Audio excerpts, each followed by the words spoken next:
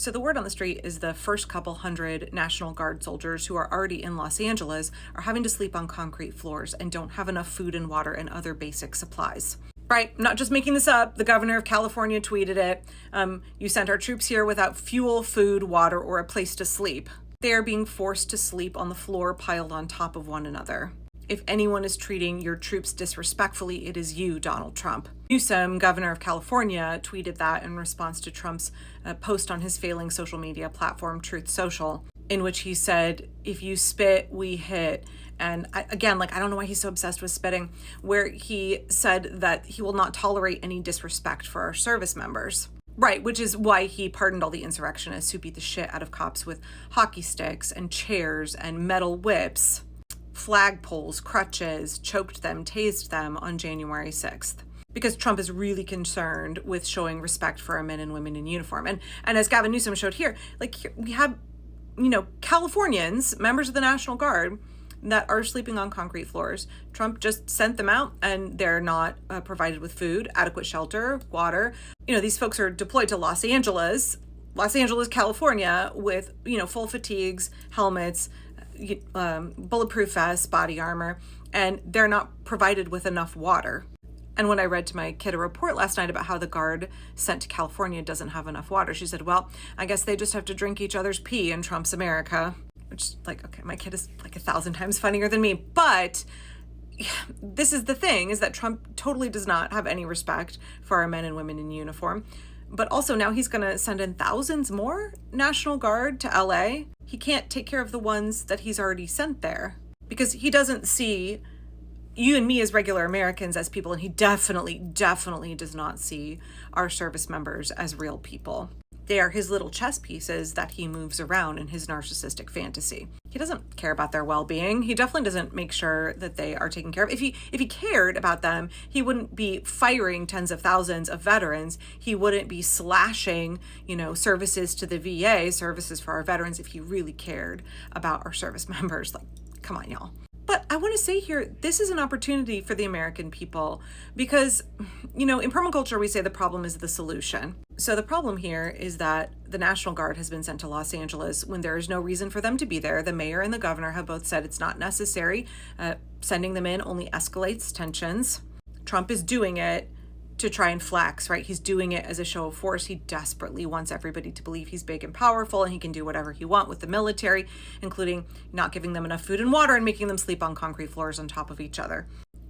But what's the solution to come out of that? What is the thing that we can use out of this situation? Someone suggested it in my Blue Sky comments, and I completely agree. This is a chance for us to show care and compassion. Members of the California Guard are Californians. That's essentially the state militia for California. And if they have insufficient water, they're going hungry. This is a chance. It blows my mind. The biggest military superpower in the world, and our service members don't have enough food and water inside the states when they are being utilized. Now, the National Guard is typically used for helping their fellow Californians if there's a natural disaster, right? If there's a crisis, they come in and they assist their fellow Californians. So I just want to remember here, when we're real freaked out about the National Guard getting called in, these are not, trained soldiers. A number of my friends are in the National Guard. These are regular folks who signed up for 2 weekends a month, 1 week a year, right? We all hear the ads on TV trying to get you to join the Guard. They have regular jobs. They're optometrists and firefighters. They have office jobs. They live and work in our communities. These are not professional soldiers. This is essentially the state militia. And their expectation is okay, I am perfectly happy to get called up. I understand I might get called up to help folks in my state if there is a disaster. These are not people who have signed up to fire on their neighbors. These are not people who have signed up to brutalize their fellow Californians. So just remember that when you are tempted to get really freaked out that Trump is trying to mobilize and install the California National Guard in LA. I don't know about y'all, but all the footage I've seen of them, they're just standing around, milling around. They actually are not allowed legally to engage in law enforcement actions. They're supposed to be guarding federal buildings, and in doing so, that is Trump trying to put on a big show of force, and it's also trying to scare folks in LA, and it's also trying to get them to escalate. right? Let's be aware of what his tactics are and not play right into his hand. But the fact that Trump won't take care of these folks, but the fact that they're Californians, I think people in LA have a chance to step in and provide water, provide food. I know I'm taking a little while to get back around to it, but someone in my comments had said, why don't folks in Los Angeles show up with taco carts, show up with their food carts and offer to feed the National Guard, offer to supply them with water. Let's commit to our nonviolent discipline. Let's use strategic tactics of nonviolent resistance. One of those is connecting with law enforcement and getting them to become non-compliant with the regime. The more you appeal to their humanity and you display your own, the more difficult it becomes for them to comply with the regime oppressing you. And just what a stark contrast between that. Well, why don't we just roll up with food and water and offer to take care of them, even if they're not allowed to step forward and take it? Like, it's still that demonstration of, are y'all hungry? Are you getting enough to drink? Are you okay? Like, can we all show up and kind of mom them a little bit? Say, we know that you don't want to be here. We know that this is not what you want to be doing. I'm sure it feels really scary to have your fellow Californians so angry at you. I'm sure it feels really terrible to have to stand here and do this and to do it when you are hungry and thirsty. What can we do to help? That runs so contrary to some of the other posts I have seen in response to this, like, well, they're not getting enough to drink. Like, how can Donald Trump send out the National Guard and then not even give them enough water to drink? Other folks are like, well, you see that flat of bottled water come in, then maybe that's a target. Maybe that's something you want to intercept. No, we're not going to do that. Do you think that a tired National Guard soldier who has slept on a concrete floor, who is thirsty and hungry, is going to be making good decisions with the firearms that they have? Do you think making them more cranky and irritable and stressing their bodies out even more is a good idea when they are fully armed?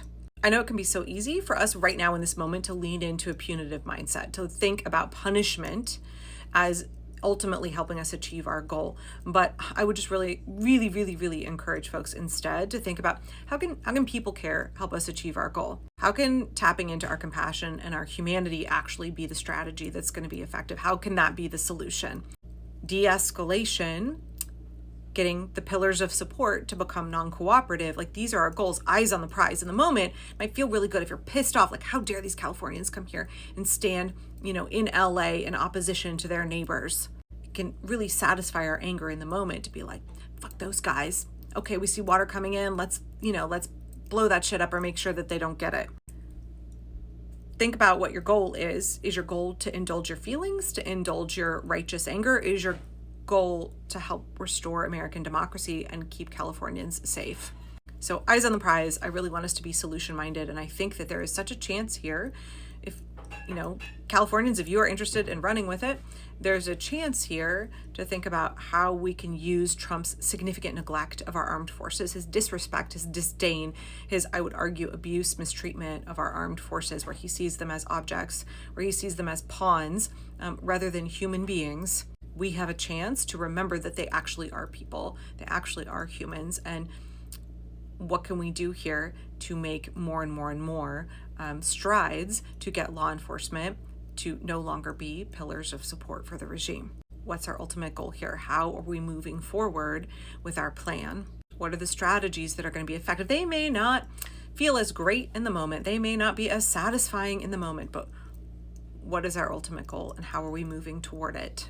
And when we're thinking strategically about those pillars of support and we see law enforcement as one big pillar, understand there's different components within there. Again, the National Guard, y'all, those are regular, ordinary people. I'm not asking us to consider trying to reach out to ICE, who are all pardoned oath keepers and proud boys. We want to think about who in that pillar is most reachable. Who are the, I don't want to say targets, but who are the components of that pillar that are most likely to topple? Who are the ones who are easiest to peel off? And then how do we approach them? How do we reach them? So I don't know. I would love to know your thoughts on this, because I'm all about those creative solutions and how those solutions can come from embracing our humanity, embracing our compassion, and thinking about the ways we can harness connection to help us achieve our goals.